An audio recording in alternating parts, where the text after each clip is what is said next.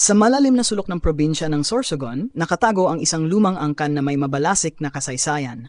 Isang lahing may kakaibang kakayahan na kinatatakutan ng mga tao sa kanilang bayan. Sa bawat henerasyon, isang tagapagmanang sumpa ang lumilitaw.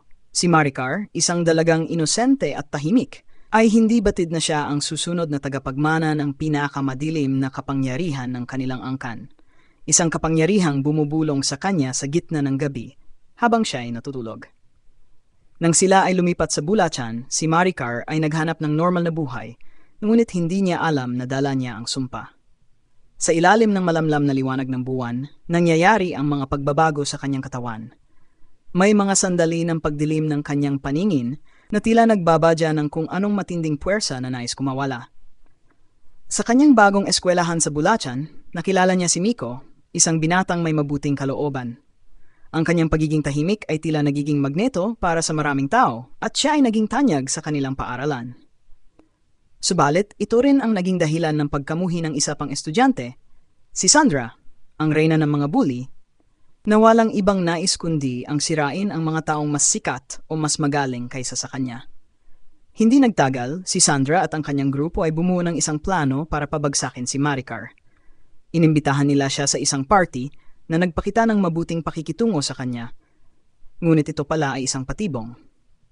Si Maricar ay nilasing at dinroga at nang siya ay nawalan ng malay, kinuhanan nila siya ng mga larawan at video sa mga kompromisadong posisyon.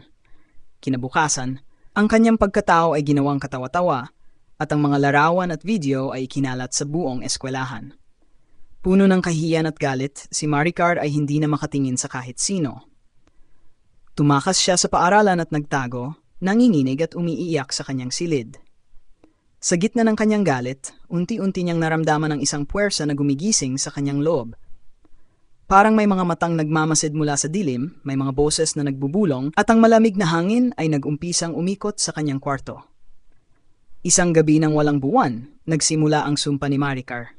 Hindi niya kontrolado ang kanyang sarili, ngunit ang kanyang galit ay nagbigay buhay sa mga anino. Si Sandra ang unang nakaramdam ng kababalaghan. Sa kanyang kwarto, may mga anino sa kanyang paligid na dahan-dahang umikot at tila humuhuni ng mga salitang hindi niya maunawaan. Pagtingin niya sa salamin, ang kanyang mukha ay pinalibutan ng mga anino.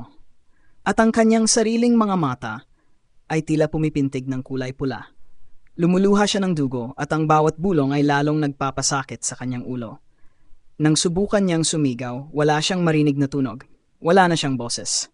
Ipinikit niya ang kanyang mga mata at nang imulat niya ito, nakita niya ang mukha ni Maricar sa salamin, nakangiti ng malamig.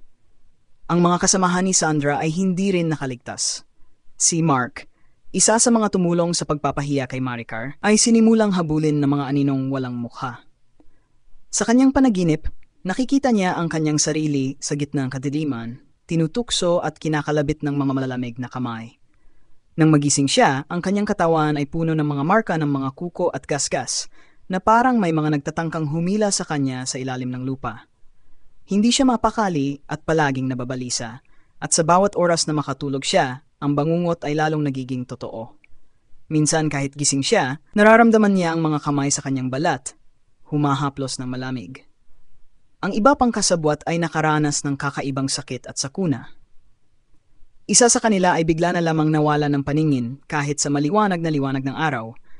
Ang isa pa ay nagkaroon ng mga hindi maipaliwanag na sugat na unti-unting bumubukas sa kanyang balat na parang tinatadtad ng di nakikitang mga kuko. Sa kanilang desperasyon, sila ay nagsimulang magdasal, subalit tila walang makakaligtas sa kanila sa mga gabi ng walang buwan.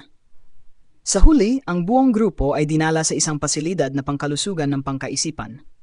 Hindi nila mabigkas ang nangyari sa kanila, ngunit sa kanilang mga mata, makikita ang mga aninong patuloy na gumagapang sa kanilang paligid, mga aninong sinumpa ni Maricar. Ang bawat mana ng dilim, ang sumpa ni Maricar. Sa malalim na sulok